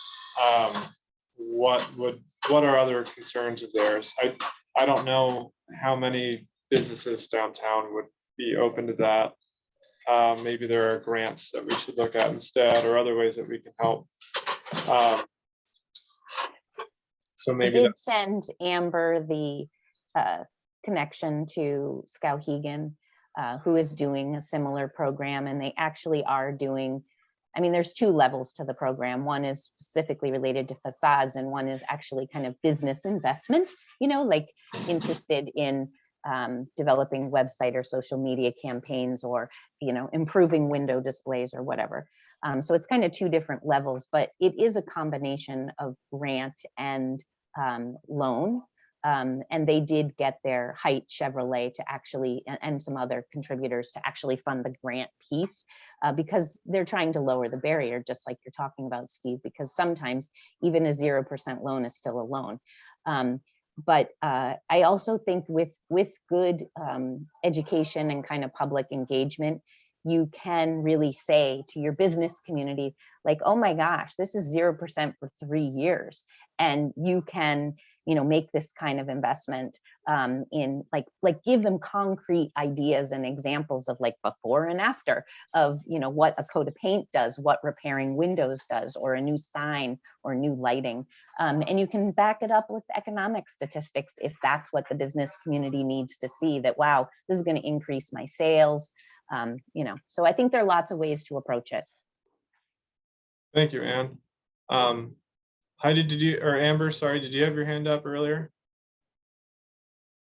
Yes, I did. I just wanted to touch base on what Anne had just mentioned about looking at different sources of funding for potential microgrants that we could offer to businesses along Main Street, or just small business in general in Millinocket. But also, as far as an art walk's concerned, Katahdin Arts is in partnership with the Trails End Committee, and we're working on their first art walk to happen during Trails End this year. That's awesome. Great. Thank you, Amber. Eric? Want to note 2 points. On the facade side, I would note from tourism and attracting tourism, the digital facade is often just as, if not more important than the actual physical facade to attracting tourists to begin with. So just to plant that in the back of your minds. The other thing is on downtown, we haven't gone too public yet just because we lack communications capacity, but we have been public about that. This partnership letter has been signed between our Katahdin, the MHP portion of KTP, so the Plaza, and Boreal Theater to do a nonprofit development partnership for the downtown. One goal there is to save on contractors and design and stuff as we develop 3 adjacent nonprofit properties. But the other goal and the main goal for long-term economic development is to host larger and more diverse downtown events on an ongoing basis amongst the 3 properties all at once, giving more roofs, more heat, more faucets, more bathrooms available, and then building infrastructure that would support those events like art walks, film screening areas. And we just identified, and probably will be coming to you in the next couple of days for letter of support, a grant for $90,000 for a 3-year concert series that Boreal is going to be going to with some other support to be held at the Plaza. So we don't know yet how possible it is, but that's the sort of thing we're looking at to host amongst that partnership and in that space just to start with. So just to update. Thank you, Eric. That's very exciting and sounds very promising. Appreciate your work on that. Any other comments on improving our downtown or other areas of the town? I just want to note again, the CIRD lookbook already has a lot of the information about what the community wants to see in our facades and a lot of examples, the type of feel, the identity that we're trying to establish. It's all present in this document. And also at the end, there's a bunch of resources for funding sources or other programs that will help connect Millinocket to funding sources, including small business grants for facade improvement. Thank you for that. And you're right, that was a very thorough project that involved the public. And I remember seeing renderings of what a lot of those changes could look like. Maybe we should look at that at the next meeting and choose, maybe a series of those designs that a lot of them were on town property, like having a banner or some kind of thing over Central Street saying welcome Millinocket or downtown Millinocket, or doing different signage or colorings on the streets. Maybe those are the things that are larger that we could look at funding ourselves or bonding, or looking at the options that were presented there. Jane? Yeah, so I'm just thinking, we're talking about the downtown and downtown businesses. Has there been an opportunity for downtown businesses to all come together and have that discussion? I think we need to invite the business owners to come to the table with us and let them know or hear, how's it going for them as a business? I think I'd mentioned this, or I talked about somebody else. How did they fare in the last 2 years during the pandemic? What can we do for you? I think we need to assess the business owners and how we can help, and not, just start telling them or, asking them to do things. First, finding out their needs. And I think that should go to all businesses, Yes. Just to not, discriminate against others who happen to not be downtown. But I agree. I think there was some survey that was attempted to have been done at some point with businesses through the Northern Forest Center or others. Do you know what I'm talking about? I know that there was a town intern who went and did like a check of the different businesses in downtown. Oh, in The terms land of a use. survey from the business owners? No, okay. Well, that's Working Communities Challenge. Hmm. That's something that Working Communities Challenge is working on. And I have no idea where that sits right now. And who is that? Who's putting that on? Katahdin, I assume. I think right now it's morphed into a partnership of the collaborative Katahdin and OSI. I think they're the lead on that. Okay. Maybe they'd be good to reach out if they have any information on what businesses are saying already. That's something that Lucy and I were working on, so. yeah, probably Probably on not pause. happening. Probably on Okay. pause right now. Yeah. Any other comment on this? All right, so next steps is getting input from businesses, bringing up the CIRD lookbook for the next meeting. And I think that was it. Looking at potential funding opportunities. And I guess we can communicate offline on any other ideas that you might have that we might be able to bring up at the next meeting too. Yeah, I'm happy to kind of summarize various ideas on specifically attracting workforce and engaging businesses, if you think that would be helpful, sources as well as funding sources and ideas. Much appreciated. Thank you. All right, last but not least, It's lunchtime. capital flow document, everyone. Can I just make one comment first before we move? Yes, For anyone who is interested in looking at the CIRD lookbook, it's on the Economic Development Committee page on the town website. Mhm. So it's an archived document that anyone can see. thank you. I also just shared a link to it in the chat. I was emailing it, Thank you, Peter and Brittany. although the link I got was not to our website. The capital flow document, having read it briefly for the first time since I wrote it in 2019, is quite dense. It basically tries to articulate how a local economy fits in with the world and how money or capital in general, capital can be human capital, it could be political, social capital, basically anything that has any type of influence on how the economy functions. Millinocket is very dependent upon outside money, and a lot of the money that comes into the community ends up leaving.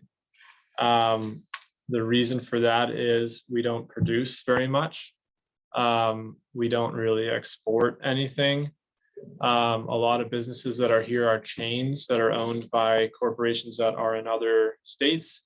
So a lot of their profits don't stay and they're not being reinvested. They can employ people, so their money can stay, but it's a very small percentage of what the companies are actually making. There's companies like Bragdon Energy who are a quasi-local,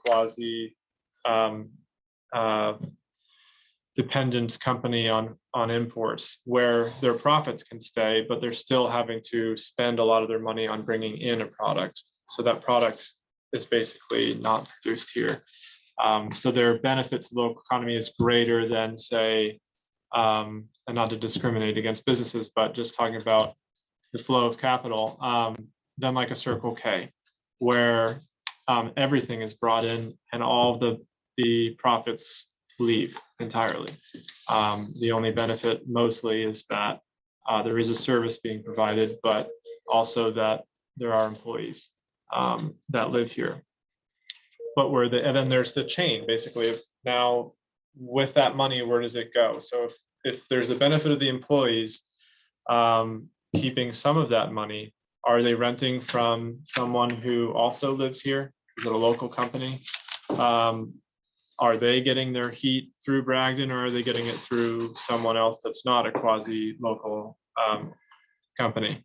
When they get repairs done, are they buying it from a local business, or are they getting it from somewhere else?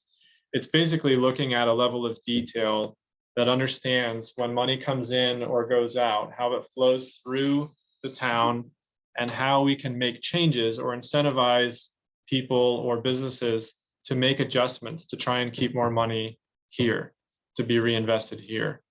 Part of that involves not only communicating it, but understanding the demand. Basically, when money leaves, it's called economic leakage. It's leaking from our local economy. There was an intern that was here a year or so ago who looked strictly at our food, which is one of the biggest things that we all spend money on and depend on. There are a good amount of, well, she went to the restaurants and supermarkets to understand how much are people buying of what specific thing that can be grown or produced here, to just set an example of trying to close off one of those areas of leakage. There's more than enough demand to justify locally producing things like lettuce or other types of produce year-round indoors. I think that as a town, we should, or as a committee, we should look at ways of creating business plans for individuals or others and find funding and resources to help them to actually form their own company to start producing those things locally. As just one example. We have really good resources around with the MDC, with other organizations in the state, with Architecton and others, Maine Development Foundation, to where I think we could have a series of maybe 5 different business plans that are partially funded with grants that can provide really good ongoing support for entrepreneurs who want to start a business, to make it as risk-free as possible and incentivize it as much as we can. That sounds great, but where are you gonna get the land from? I mean, Architecton owns a vast majority of it now, right? Well, their land is commercially priced, and it's very pricey. I mean, I just paid $40,000 last year for 2 acres. And starting a business there now, and we're clearing the lot, but that's a lot of money for 2 acres of land. And I just don't know where you can get your return on that. You know, if you were to do a farming project or something of that nature, but it's, you know, it's everywhere. It's not just there. Everywhere you go to right now, it's high. It's real high. Yep, that's a good point. Perhaps it would be leasing land from the mill site if it required something like that. The data center that's planned produces a lot of heat, excess heat as their waste. That could be pumped into a greenhouse. Yeah. There's a lot of ways that, and even something like office supplies. I mean, I did a very quick analysis about 3 years ago. This region, just 3 towns, spend literally hundreds of thousands of dollars on office supplies, and it's all imported from Staples or someone like that, between the schools, the hospital, the towns, and local businesses. I think it's somewhere around 300,000 or 400,000, if not more, a year. If someone just had a storefront or even a warehouse in town that worked with a supplier to stock it there, understanding that there is this demand and trying to shift that demand to purchasing locally, they could easily operate a business like that. Yeah. There are a lot of little pieces that just need to be, the connections just need to be made. And assistance needs to be there to not only help start it, but to maintain it and run it. That's my eventual goal and hope for this, is to not only provide opportunities like that, but to also maintain this understanding of framework of thinking about the community and how money circulates, so that other decisions that are made can take this into consideration too. And you know, grants for profit businesses they're almost non-existent. If you were a non-profit, you could get whatever you needed. But I know that through the 2 years that I've been doing what I'm doing, I've only gotten like maybe 2 grants for $2,000, $3,000, and that was about it. So it's difficult when you have to, you know, start up the business is difficult. But 3 full-time employees and 1 part-time employee, I'm looking at over $200,000 for salaries and workman's comp and insurances, just to have them there. And granted, the money will come in eventually, but it's going to take a little bit of time. So I don't even know what there is out there for programs that I'm not aware of, but I've been searching for a year and a half, 2 years on them, and I haven't found any yet. Well, Peter, do you want to enlighten us as to what some of the resources are for businesses? Well, you got SBA, you got FAME, and you've got EMDC. And that's the three that I'm working with right now in conjunction to get a low interest loan, but I have to do it in thirds because the project's like $500,000. So I have to He's do it in explained it thirds. well. So it's still the thirds, that the third I'm going to be paying is going to be more than I'm actually bringing in for the first at least 2 years. Working capital. Right, Yeah. so the advantage to, you know, EMDC or, and I don't know if Maine Development has community lending as an option. But they are a resource, you know, for many small business needs and startup needs and in the way of networking, connecting to resources. You know, my own personal experience comes from a position with the MDC where, you know, it's the idea of the concept of community lending is very important to startup businesses, right? It's a little more of a risk, you know, to a traditional retail bank or commercial bank. So community lending is an option where rather than an algorithm in a computer, it's a panel of human beings, you know, look at the business plan and the potential business owner. And they're more likely to disperse the startup funding for that person or business than maybe a retail bank would. That along with, you know,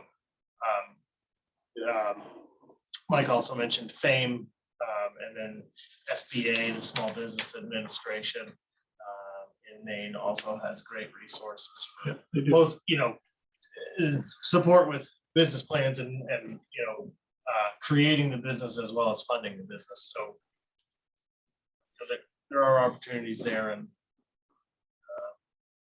we can certainly continue to connect those dots or help connect those dots. But it is tough. It is. There's nothing easy about it. No. It is tough. I mean, Yeah, I was just gonna say, you know, we are not a CDFI, Peter, you are correct. I think that our work is more about helping communities create the environment where this type of economy that Steve is referencing will succeed. You know, what's the ecosystem need to look like? What are the people that need to be at the table? And through that, you know, you end up supporting individual business efforts. But that is not the goal. It's really more, it's always the goal. That wasn't the right word. It's not we're trying to build the ecosystem and really say, yeah, this is what can succeed. And this is sustainable, resilient community work. You know, I mean, that's the best way to describe it. And it, by nature, connects to individual funding sources that will help the businesses. I appreciate you framing it that way, because that is the other side of this document, which breaks down the different forms of capital, the different areas of a community that creates a healthy ecosystem, a healthy system for everyone. So just to give some brief examples. Human capital. Human capital is directly linked to the labor productivity of a local economy. So that would involve things like having affordable housing or available housing even. It would have, you know, healthcare, education, other things like that to ensure that people want to, but also can successfully live here. Social capital is a really important part of it. That's making sure that the experience of living here is being understood and also enhanced. So having things like the arts, as you mentioned, having events, having things that can build connectivity and an overall sense of happiness, of just enjoying being where you are.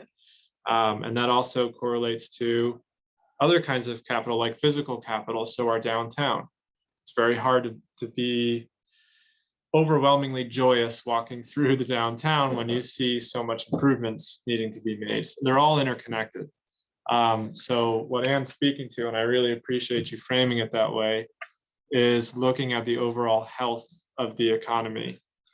And all of that correlates not only with one another, but how money flows through the town, and ensuring that the overall transfer of energy or of money or of social capital is healthy. That's really what this document is for. Later on in it, it breaks down all the businesses that, because I was very shocked to learn that there was never actually a list of all the businesses. No one has had a list of every business in town, which, boom, mind exploded a little there. So I tried to put it together as much as I possibly could and to fit it in within the framework. So I broke it down into 3 different types of businesses, whether it's entirely local, locally owned and produced, whether it's a hybrid like Bragdon's Energy, like I mentioned, dependent upon a foreign product but still locally owned, or if it's entirely a foreign company or organization.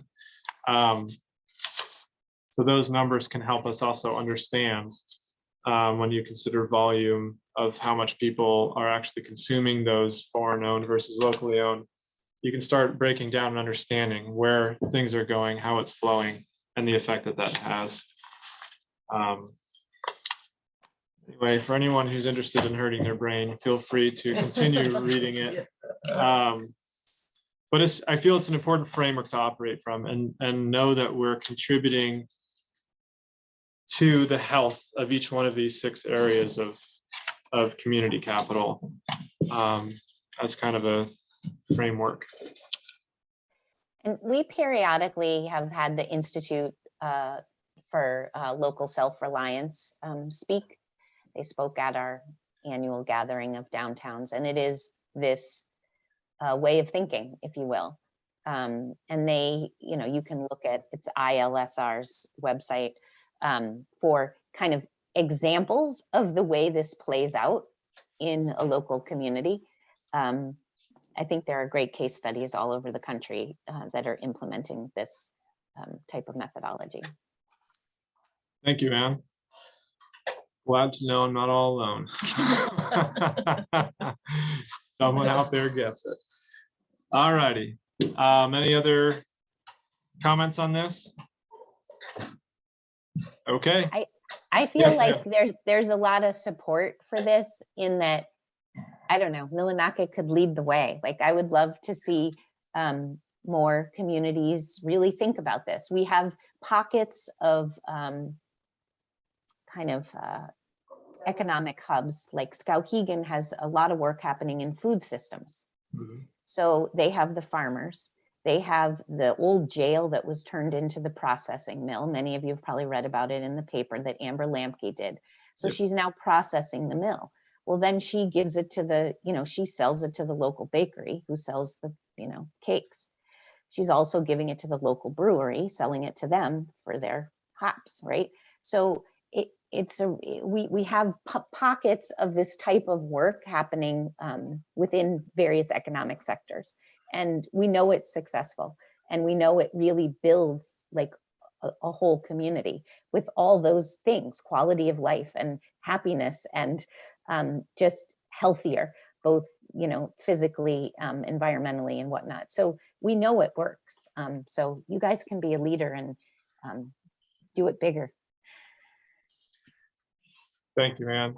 No, I want to thank you, Anne, as well, because I get this stuff. I appreciate this stuff. I don't know how to talk about this stuff. So if you have next steps for us, because I think it's real, this is really important stuff, and It's foundation. it's foundation. Yeah, especially the human social capital, human capital, people being connected to each other. It makes things happen. You have the same vision. So I'm kind of stuck on what do we do next. You brought this and you've talked about it. It's hard, in this format.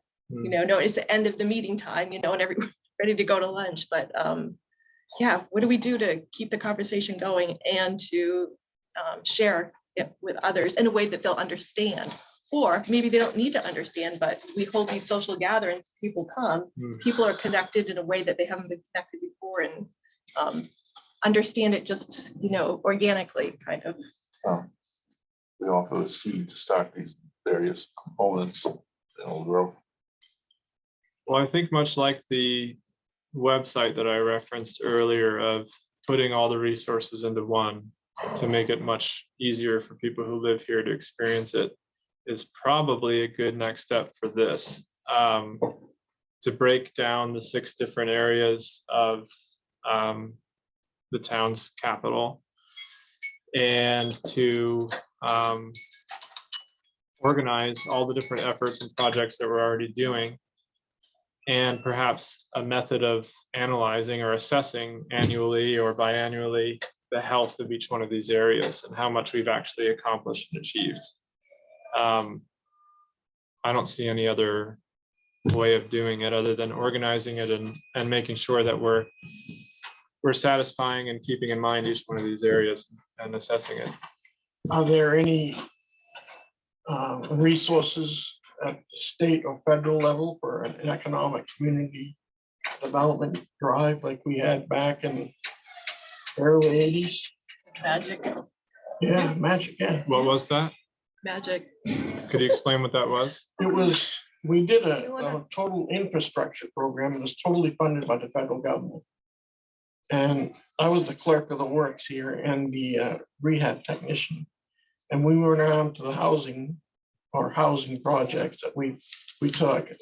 And there were certain criteria that clients had to meet. The biggest one was income. If their income requirements were within the federal level guidelines, then I would go in and I would do a work write-up and an inspection of the home and write down the improvements it needed, came back, put everything together, send it out to bid to local contractors, and then walk them through the project and answer the questions they had. And a lot of people got their loans because the money was available, and it did help a lot around the downtown area. And but that was well over 20 years ago. So CDBG did a similar thing back. They yeah, had that revolving loan. They fixed residences around downtown district. yeah, New siding, windows, whatever. yeah, whatever needed insulation, wiring, Yeah. plumbing. Press I them up. mean, you had to do whatever you do to bring them up to code. Well, I know Efficiency Maine at least does a portion of that when it comes to Lighting, windows, Yeah. insulation. Henquist Cap does Henquist, yeah. something too, but it's I don't know. It was a little bit different here when we did it, but it went good. I must have gone for 2 years. Well, we have a resource coordinator at the library that deals with a lot of the public needs. Maybe she would have an idea of what programs there are and maybe just making it so that it could be a similar program that you mentioned, but just connecting all the different, seeing what programs they might qualify for, even though they're all scattered separately and are different, that they could apply for. Because I don't think there's a singular program like that exists now that I'm aware of There anyway. may not be, but I can also contact Penobscot Economic Community Development too and see if there are any projects in Penobscot County that are going on right now. And maybe look into that. I mean, we have, over 4,000 people here now. So that was definitely one of the criteria. And back then, we had more than that as far as population goes. So I don't know, I can inquire. That'd be Not gonna great. hurt. Sure. Thank you. You're welcome. All right. So yeah, next steps then. Trying to organize all this. Thank you, everyone. And you'll see an email from me on scheduling the next meeting. Thanks for joining.